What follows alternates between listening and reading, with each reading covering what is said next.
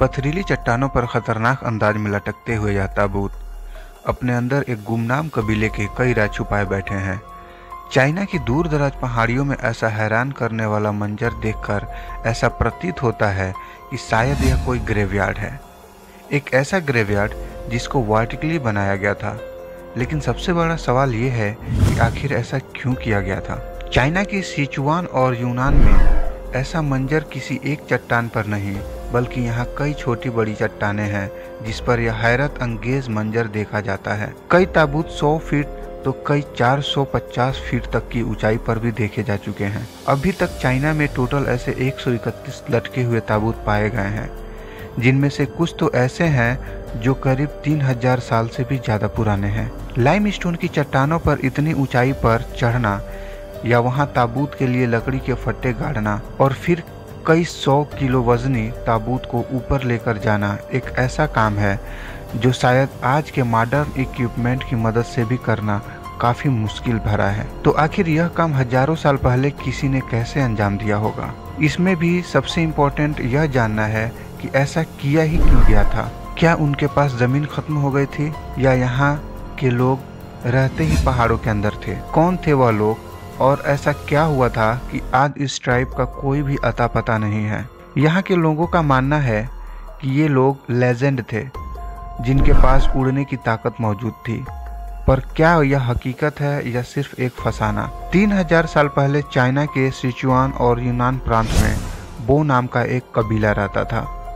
History में हमें इस कबीले के बारे में ज़्यादा कुछ तो पता नहीं है, सिर्फ इतना मालूम है कि 1573 में आज से करीब 450 साल पहले माइंग डायनेस्टी ने चाइना पर कब्जा किया और साथ ही माइंग इंपीरियल आर्मी ने तमाम बो जनजाति के लोगों को एक एक करके या यूं कहें कि चुन चुन कर मार डाला। बो जनजाति के लोगों की नस्ल तो ख़त्म हो गई थी और साथ ही इनसे जुड़े कई राज भी इस दुनिया से चले गए, जिनमें सबसे बड़ा राज इन लटकने वाले ताबूतों का ही है। सेंट्रल चाइना का यह हिस्सा हजारों मीलों तक छोटे बड़े पहाड़ और चट्टानों से भरा हुआ है।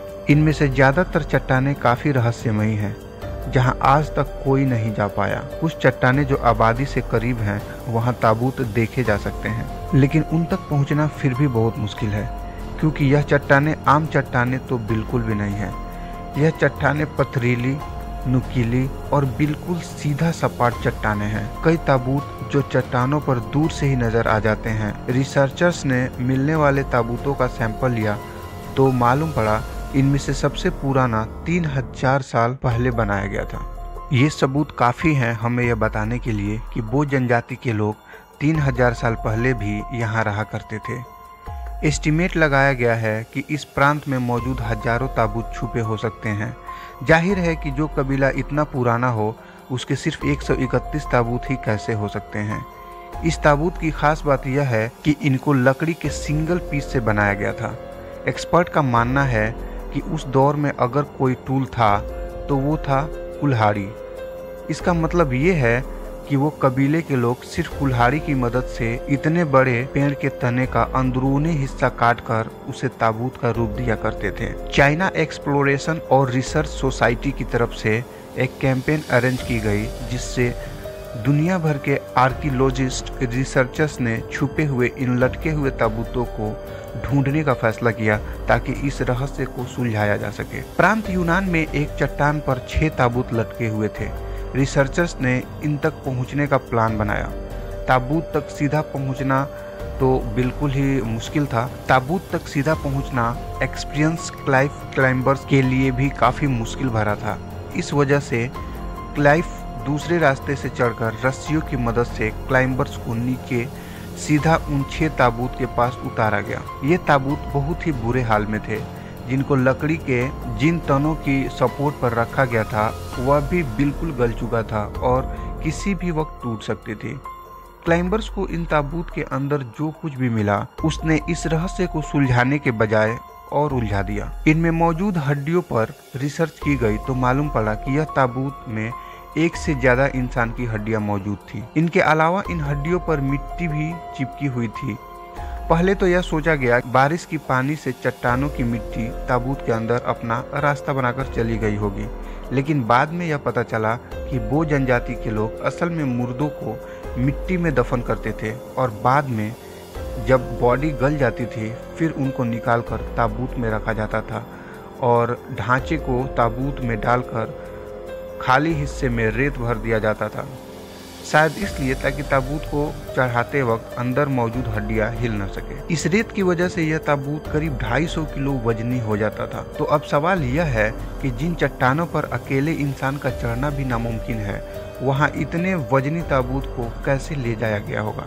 जाहिर सी बात है उस दौर में बो जनजाति के लोगों के पास कोई मशीन तो होगी नहीं, लेकिन 3000 साल पहले बो जनजाति के पास कसिया, छीनी, हथौड़ा और सबसे बढ़कर मैन पावर मौजूद थी। जिन चट्टानों पर बो जनजाति के ताबूत रखे थे वहां रिसर्चर्स को चट्टान पर छोटे छोटे छेद भी मिले।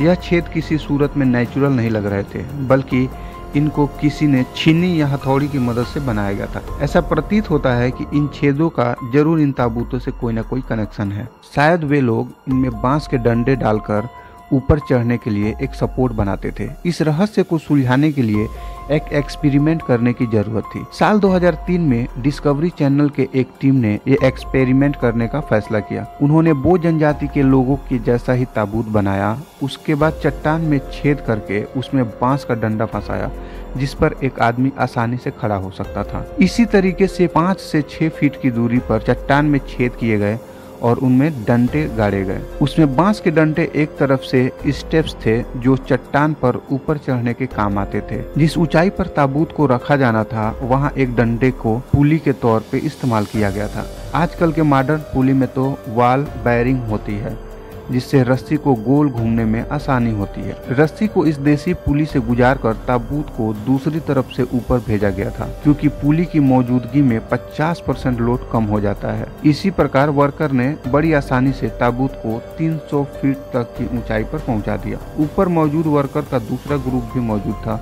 जिससे ऑलरेडी चट्टान पर लकड़ी की बेस बना रखी थी। 12 लोगों की शिरकत और 3 दिनों की मेहनत के बाद रिसर्चर्स को इस एक्सपेरिमेंट में कामयाबी मिल चुकी थी और उनका ख्याल था कि बो जनजाति के लोग भी इसी तरीके से ताबूत को ऊपर चढ़ाया करते थे।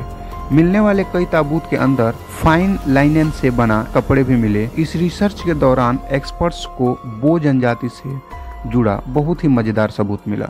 जो कपड़े हजारों साल पहले बो जनजाति बनाकर ताबूत में रखा करते थे, बिल्कुल इसी तरह के कपड़े आज भी चाइना के ग्रामीण क्षेत्रों में बनाए जाते हैं। यह इस बात की निशानी है कि माइंग डायनेस्टी के मारे जाने वाले बो जनजाति के लोगों की पूरी नस्ल खत्म नहीं हुई थी, बल्कि कुछ लोग अब जिंदा बचने में कामयाब भी हो गए थे। बच जाने वाले लोग अब कहाँ हैं, यह भी एक अलग रहस्य है। सिचुआन यूनिवर्सिटी से ताल्लुक रखने वाले प्रोफेसर लेन जियोंग ने, जिन्होंने अपनी जिंदगी के करीब 30 साल हैंगिंग कैफिन्स पर रिसर्च करके गुजारा था, उनका कहना है कि ताबूतों को पथरीली चट्टानों पर रखने के 2 ही कारण हो सकते हैं। पहला यह कि जितनी ऊंचाई पर यह होगा उतनी जल्दी मुर्दों को जन्नत में जगह मिल जाएगी, और दूसरा कारण काफ़ी मुश्किल है और प्रैक्टिकल भी है कि बो जनजाति के लोग अपने प्यारों की बॉडी को जंगली जानवरों या फिर दुश्मनों से बचाना चाहते थे, और चट्टानों के बीच में लटकने वाले कैफिन्स तक पहुंचना